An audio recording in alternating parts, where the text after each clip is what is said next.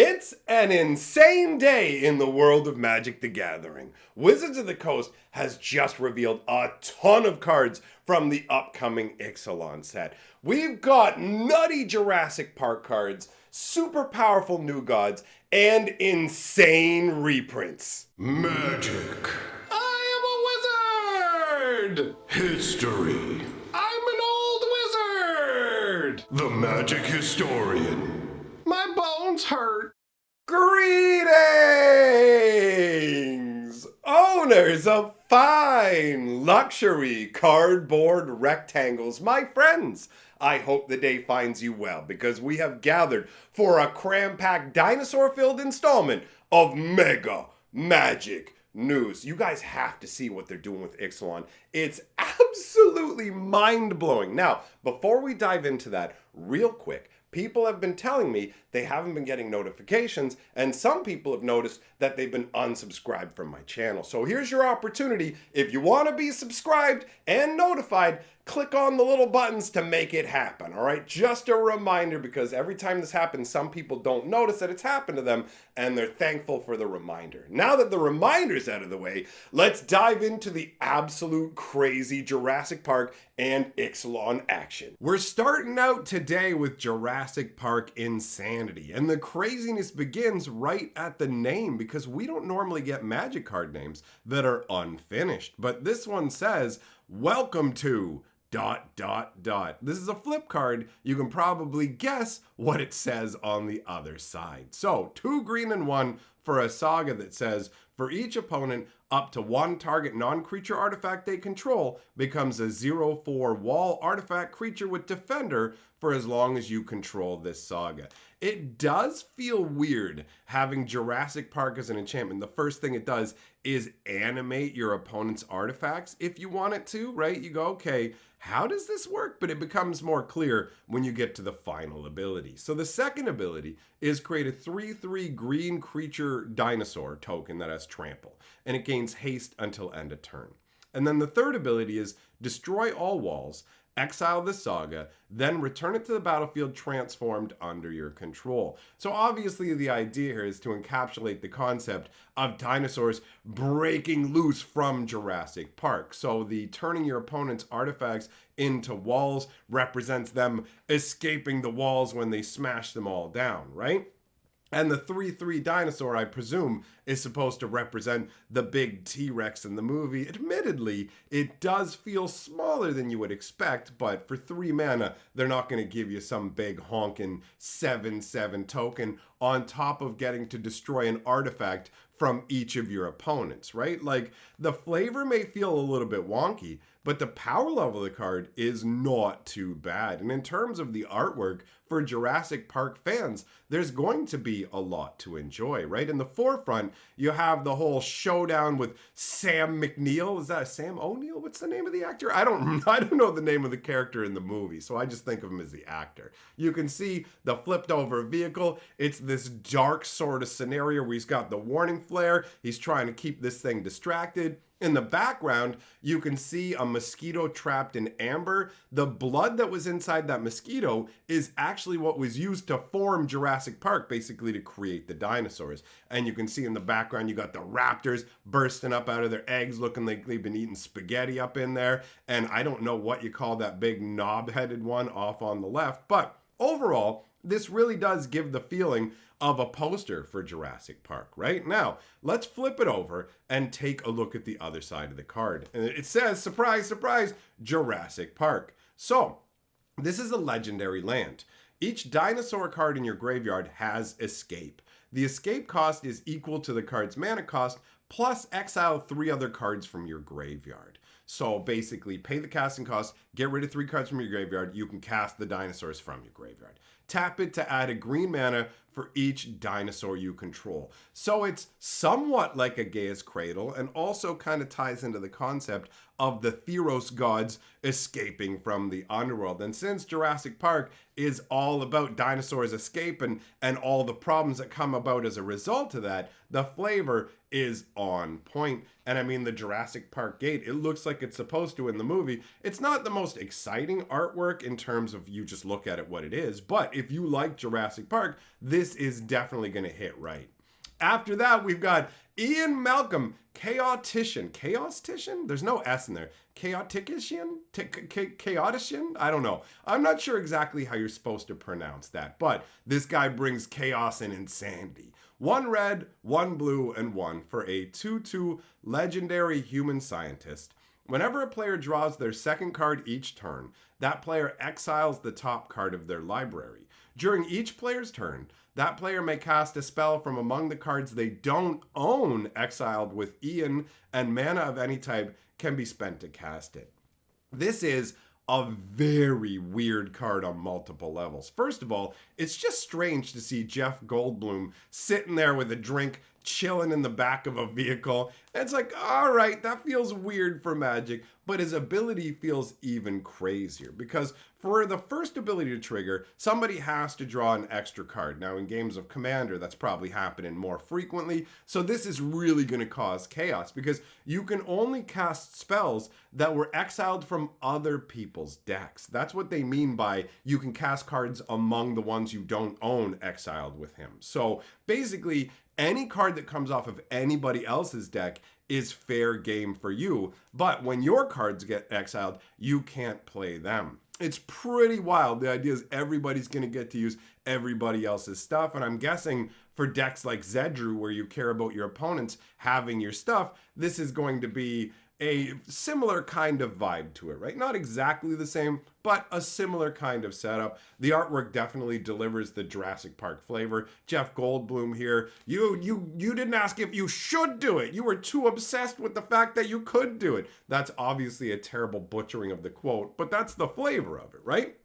So, the flavor text on this card, you've heard of Chaos Theory? Well, I'm surprised that they actually went this route with him. He somehow brings chaos all by himself. If you take a look at it, they should just kick him out of the park because apparently he's the reason everything goes wrong, even though that's not what the story says. So the card does feel weird flavor-wise, right? But, I mean, we're dealing with Jurassic Park. What are you going to do?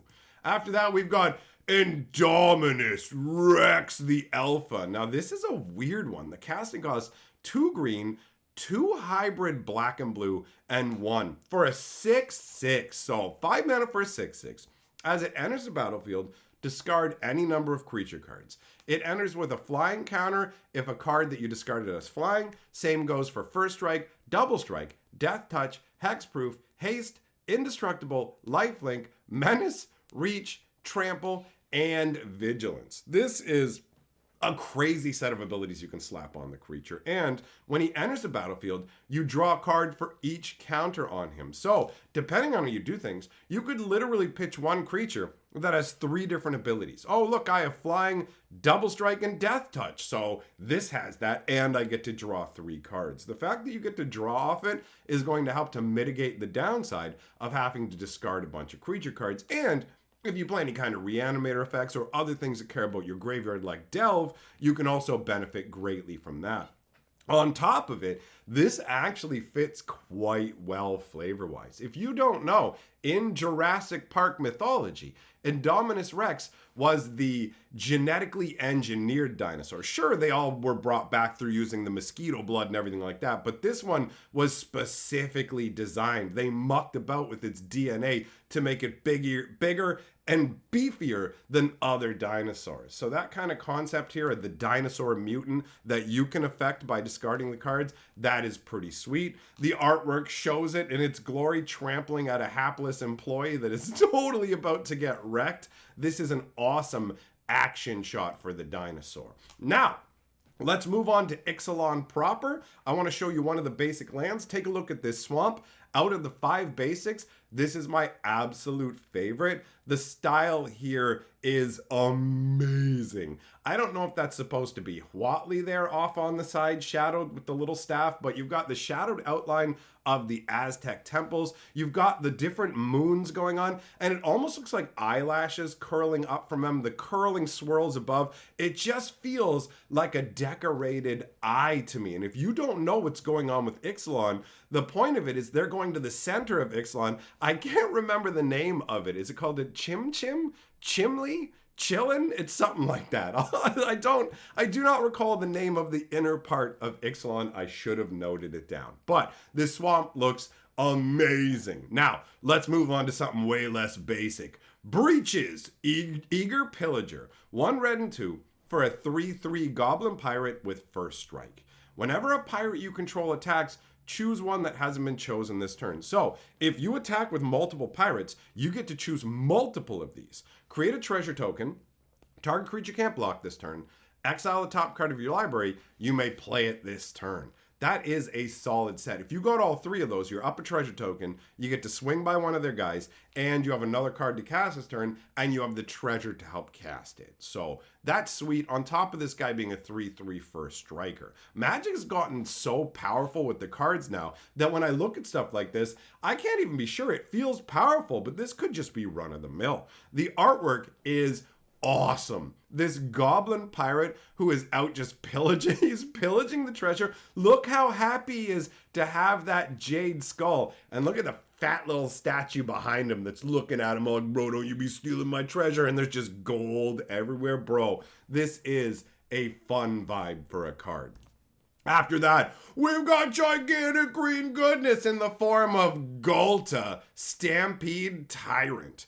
3 green and 5 for a legendary elder dinosaur that is 12/12. That's a satisfying set of power and toughness. Trample. When he enters the battlefield, put any number of creature cards from your hand onto the battlefield. He's got a built-in one-sided Eureka for creatures, where you can just slap as many creatures as you want into play for free. It's so dumb. And it's not even like you have to cast him. He just has to come onto the battlefield for that to happen. So if you resurrect him from your graveyard, you still get to slap all these creatures into play. It's absolutely crazy.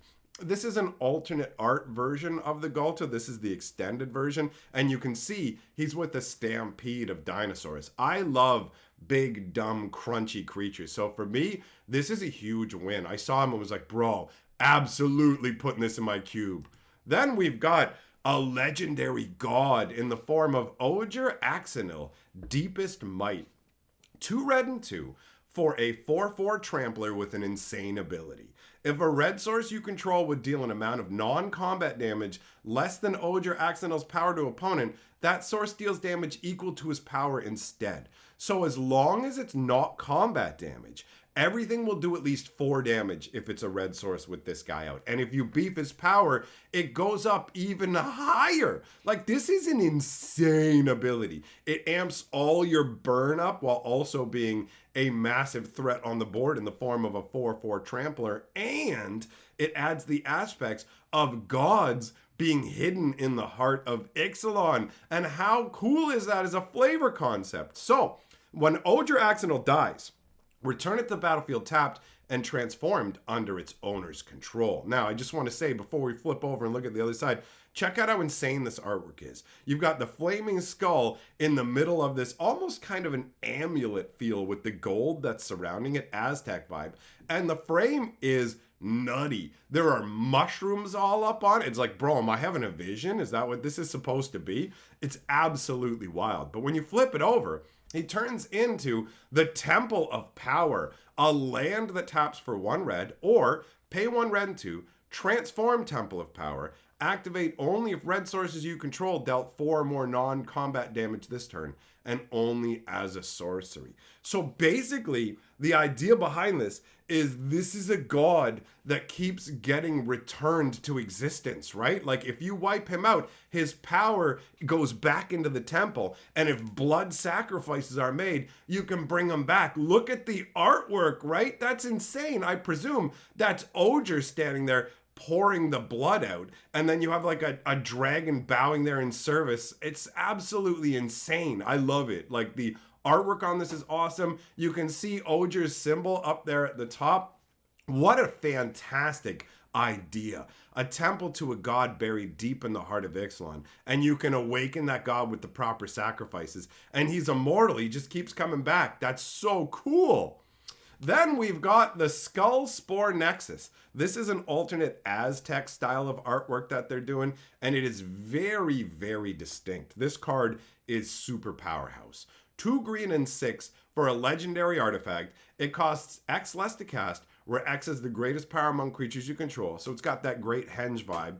Now, whenever one or more non-token creatures you control die, create a green fungus dinosaur creature token with base power and toughness, each equal to the total power of those creatures. So if you just have one creature die at once, then you're just going to make basically, like if it was a 3-3, you're just going to make a 3-3.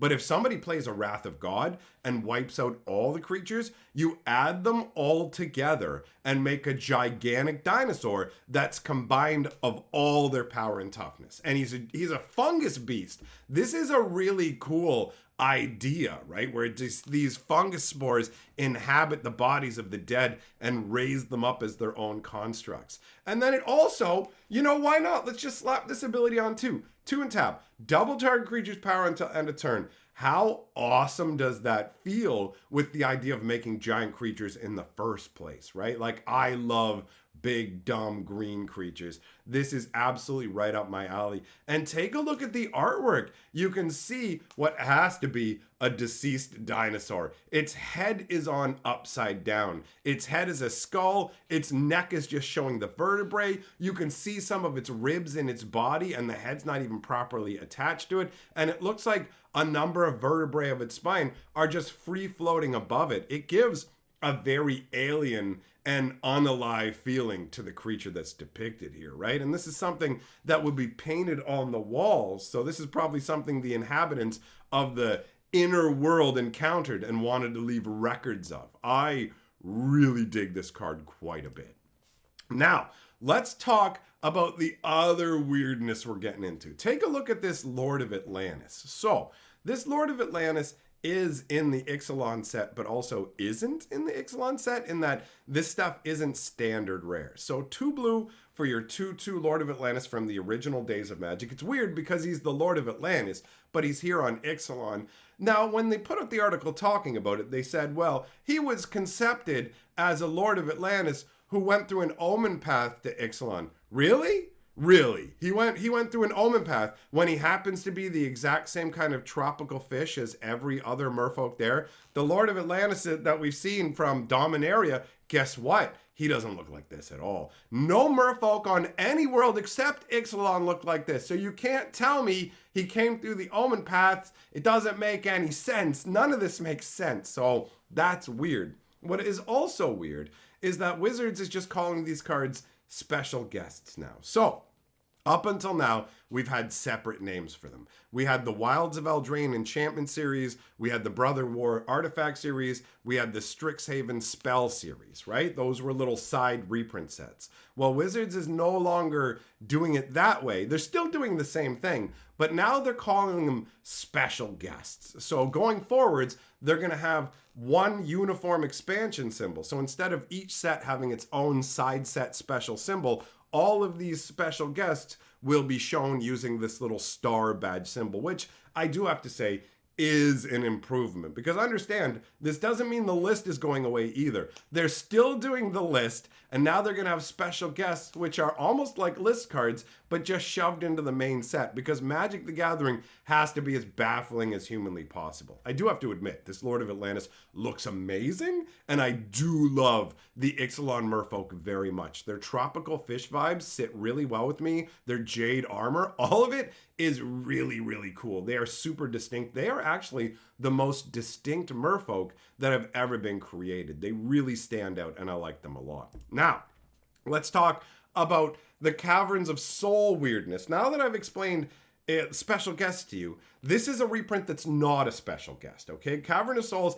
is part of the main set. If you look at the expansion symbol, you can see it's from Ixalan. You'll also see that it looks hideous. They are doing the neon ink styling with Cavern of Souls. So what we saw with the whole Kamigawa set, they're doing it again. We're getting 6 different versions of Caverns of Soul.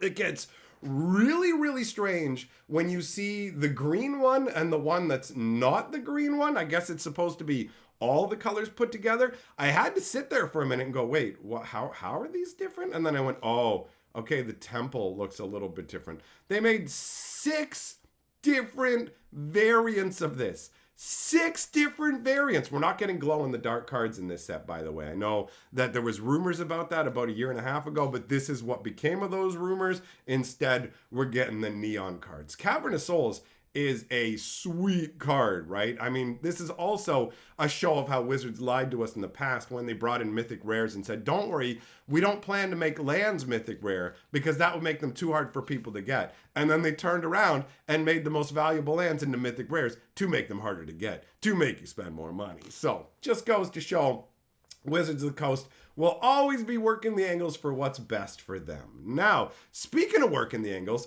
take a look at this Mana Crypt. And you go, oh, hey, look, it's the Mana Crypt done in the neon ink style. Is this part of the main set? Nope, this isn't part of the main set. Check it out. It's a special guest. It has the special guest icon. So this is the Mana Crypt that has all the different colors in it done in neon ink. And yes, they did do 6 different Mana Crypts. They're doing a Mana Crypt for every color. They're like, yo, what can we do? We've put Mana Crypt into almost every reprint set we've ever done. Well, I've got an idea. Why don't we put 6 Mana Crypts in this set? And it's like, what? The flavor text is pretty sweet, though. Many of the ancient civilizations beneath Ixalan were destroyed by outside forces. Others tapped into a power they found they could not control. I mean, that honestly is a great way to describe a Mana Crypt, because look at it. It costs nothing to bring out. It costs nothing to summon up that power, and it taps for 2 mana. It's stronger than a Sol Ring, but it comes with a huge drawback. At the beginning of your upkeep, flip a coin. If you lose the flip, Mana Crypt deals 3 damage to you. Now, if you haven't been playing Magic for a long time, you may not realize that in the earliest days, when Mana Crypt came out, artifacts shut off if they were tapped. So you used to be able to use the mana from Mana Crypt during your upkeep, and it wouldn't make you flip a coin. So you could literally just power out 2 mana into artifacts each upkeep, whatever you wanted to do, with no downside. Mana Crypt is an absolute house. Now, the only other card that I really have I want to talk about is this basically box toppers. Because guys, on top of doing the whole reprint situation that they're doing in multiple different ways, where some reprints are part of the set, some reprints are special guests, where there's also box topper reprints like this Coercive Portal that are being included specifically as box toppers. Now, Coercive Portal is a card that really wasn't on my radar until I started playing Chandalar. And in my Chandalar run, this card has been an absolute house. It has drawn me so many cards because in a 2-player game, its ability is in your control. If you're playing 3 players or more, you can't control what happens with this really, right? But in a 2-player game, you can make sure that it never goes off and destroys everything. You can draw cards every turn. I mean, yeah, technically, you can't 100% control it because you can't decide to destroy everything by yourself, but you can stop this from going off, right? You can just go, nah, I'm not going to choose to vote for that. I'll continue to draw. So my Chandalar playthroughs, if you want to see Coercive Portal in action, go check out my Chandalar streams on my live stream archive channel. I'll leave a link here at the end. It's full of awesome Magic gameplay, and Coercive Portal has been doing a bunch of heavy lifting. And this artwork is absolutely amazing. It looks like a portal that's completely out of control. Why would you even mess with this? Well, the answer to that is you want power, right? But that power comes at a cost. So you can see how you would gain eldritch knowledge from this, but also if you let all the power whip out and cascade around, it will unmake everything, even itself. I love it. I love the idea of artifacts of ancient power that can lay waste to everything. So that wraps up all the spoilers we're going to talk about today. There were some secret layers revealed and stuff like that. We're going to talk about that tonight in a live stream over on my other channel. So if you want to hear about the Princess Bride secret layer, the Evil Dead secret layer, we'll be going full on into that. In the meantime, if you want something to do, go check out my live stream archive channel. There's a lot of awesome stuff to watch over there. And it's a brand new channel that's building up so you can get in on the ground floor.